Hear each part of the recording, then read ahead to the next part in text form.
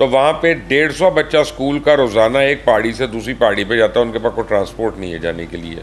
صبح کتنے پاکستانی فوج کے جوان شہید ہوئے ہیں. ہمارا قانون جو ہے نا یہ غریب کو پھنسانے کے لیے ہے اور امیر کو بچانے کے لیے ہے. میں تو کنونسڈ ہوں اس بات پہ. ابھی تک کتنے ججز کے اوپر کہہ چکا ہے کہ مجھے ان پہ اعتبار نہیں. اگر اسی طرح کے حالات رہے جو آج کے دن ہے تو 22 ستمبر تک اس حکومت کے لیے رہنا مشکل ہو جائے گا. السلام علیکم ناظرین، آپ دیکھ رہے ہیں مبشر لقمان یوٹیوب چینل. میں ہوں مہوش تبسم. ناظرین، آج بٹگرام میں ایک بڑا ہی افسوسناک واقعہ پیش آیا اور مبشر صاحب میں تو وہ ویڈیو دیکھ رہی ہوں تو بڑا دل جو ہے وہ دہلا دینے والی ہے، کیونکہ وہ بہت زیادہ ہائٹ کے اوپر ہے چیئر لفٹ، اور اس میں بچے بھی ہیں اور دوسرے افراد بھی پھنسے ہوئے ہیں اور کافی دیر سے پھنسے ہوئے ہیں، صبح سے پھنسے ہوئے ہیں. تو سر تقریباً 8 زندگیاں ہیں، اس میں ایک بچہ ہے جس کو بچا لیا گیا ہے، دوسرے بچے کو بھی حفاظتی بیلٹ پہنا لی گئی ہے.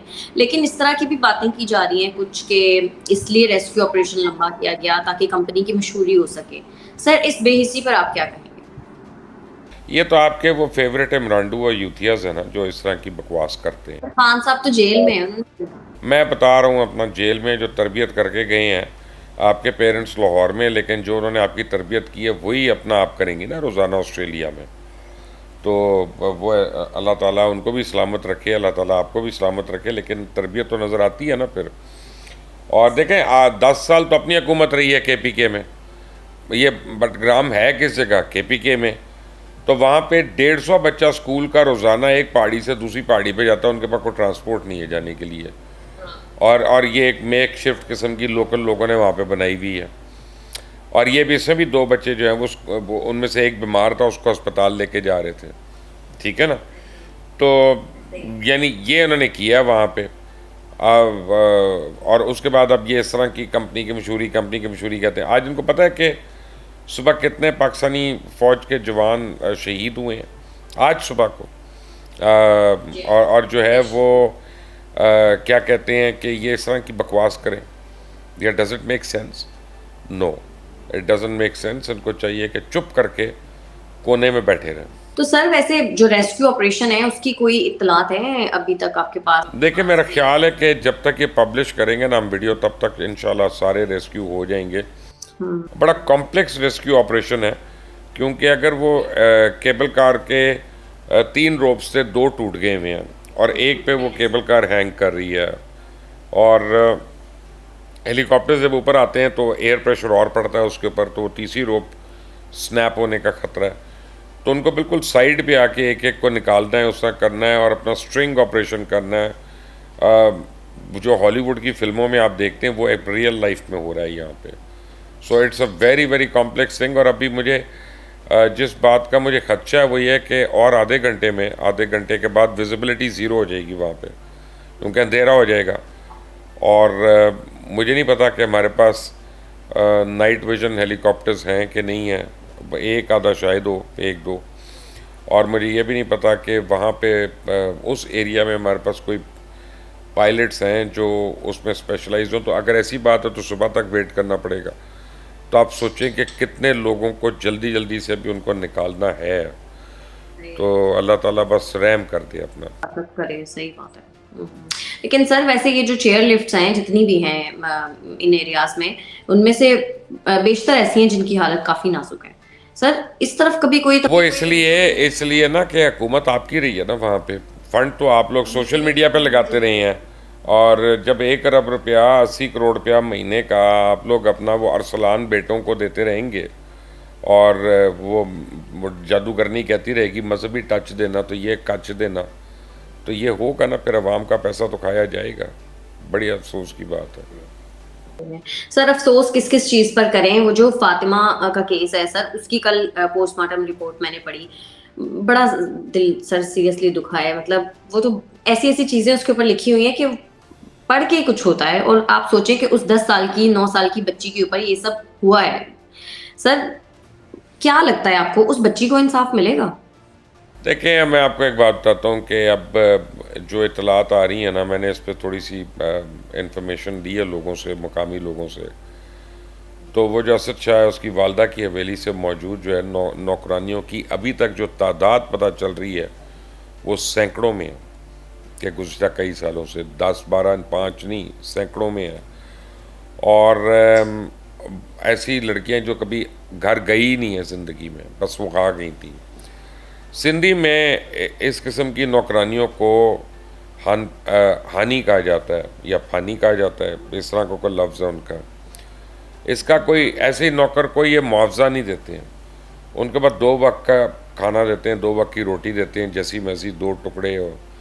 والدین اپنی بیٹی کو چھوڑ کے وہاں پہ حویلی میں چلے جاتے ہیں کہ جی مرشد کی خدمت کرے گی تو جنت کا راستہ ہمیں مل جائے گا، یعنی خود نماز نہیں پڑھنی، خود اللہ کے احکامات پورے نہیں کرنے، بیٹی کو بلی چڑھا دو اور اس کے بعد انتظار کرو کہ یہ ہمیں جنت کا راستہ مل جائے گا۔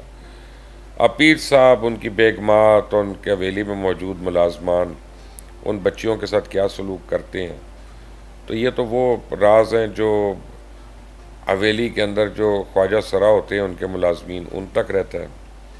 والدین مڑ کر ان بچوں کی خبر بھی نہیں لیتے، جیسے فاطمہ کی آپ بات کریں، ان کو ڈر ہوتا ہے کہ یہ اگر مرشد ناراض ہو گیا تو دین بھی گئی اور دنیا بھی گئی، نعوذ باللہ۔ یعنی جس ملک میں توہم پرستی اتنے عروج پہ ہو، وہ ہر وقت احتجاج کر رہا ہوتا ہے اسلام کی بے حرمتی پہ اور بلیسفمی کے اوپر۔ اگر یہ بلیسفمی نہیں ہے تو اور بلیسفمی کیا ہے؟ بہرحال وہاں پہ جو موجود سارے پتہ چلا ہے کہ جو پولیس والے ہیں، سرکاری افسران ہیں، ڈاکٹرز ہیں، دیگر اہلکار ہیں، وہ اپنا ان کا منتھلیاں لگی ہوتی ہیں اور وہ معاوضہ لے رہے ہوتے ہیں اور وہ اس گھنونے کام میں فل شریک ہوتے ہیں۔ فاطمہ کیس سے بھی یہی ہوا۔ پہلے تو اس معصوم بچی کا مبینہ طور پر ریپ ہوا، ایس ایچ او اور ڈاکٹر کی مدد سے بغیر پوسٹ مارٹم کے لاش کو دفنا دیا گیا تاکہ معاملہ ختم ہو جائے۔ بچی کے والدین کو کہا کہ وہ بیمار تھی، 4 پیسے دیے، ان کو خاموش کروا دیا گیا۔ یہ سب کچھ بالکل ایک نارمل اور روٹین پریکٹس کے تحت ہوا ہے، وہاں پہ جو ہوتا رہا ہے وہاں پہ ابھی تک۔ کیونکہ ایسے کتنے پتہ نہیں کیس ہیں جو آج تک منظر عام پہ نہیں آئے، لیکن فاطمہ کی بات بہرحال کسی نہ کسی طرح لیک ہو گئی اور سوشل میڈیا پہ آ گئی۔ پھر اب اس کے نتیجے میں ایسا یعنی احتجاج ہوا ہے کہ اب قبر کشائی کے بھی احکامات آ گئے ہیں۔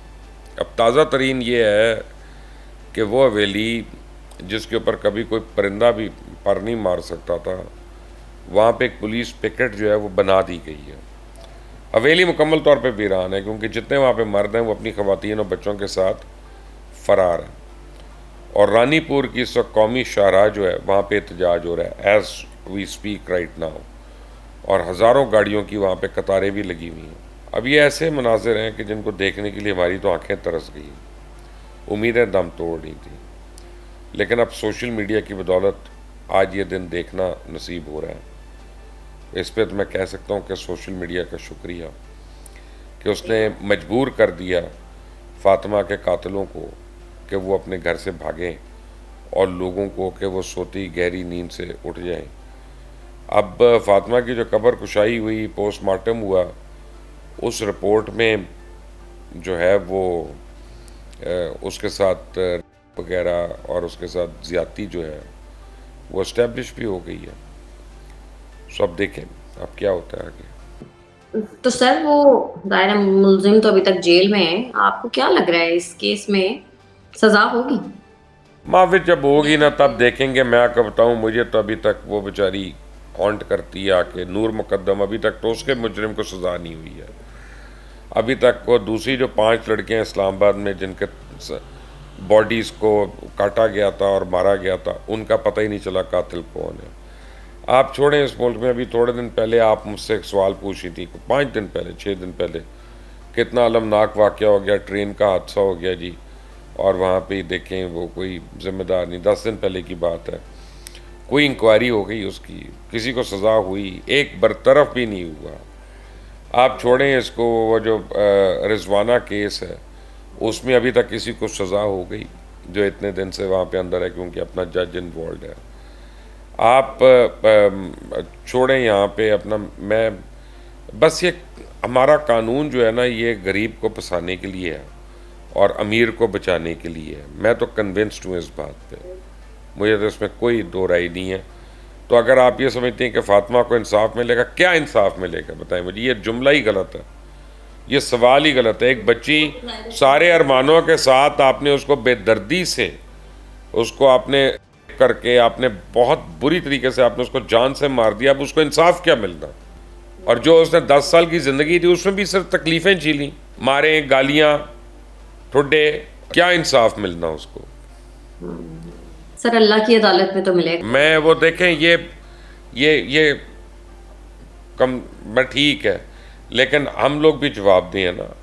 اللہ پھر باقی ساروں سے ہی پوچھے گا کہ تم لوگ اس وقت صاحب اختیار تھے, تم لوگوں نے کیا کیا؟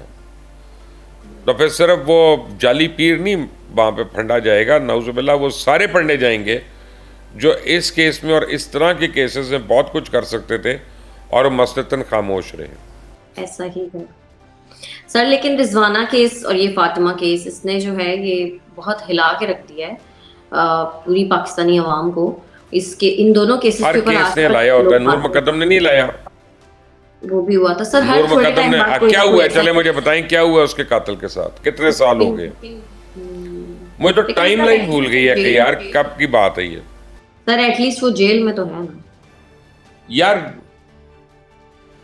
اب یہ انصاف ہے؟ نہیں, یہ انصاف نہیں ہے, میں یہ نہیں کہہ رہی, لیکن میں بس چھوڑ دینا پھر آپ اپنا. میرا مطلب ہے کہ اس طرح سے اب جی تو نہیں سکتا نا آپ جو ہے وہ سزا امپلیمنٹ ہی نہیں ہوتی, اس کا فائدہ کیا؟ نہیں ہوتی واقعی, کیونکہ اس کے ماں باپ کے پاس اربوں روپیہ ہے خرچ کرنے کو.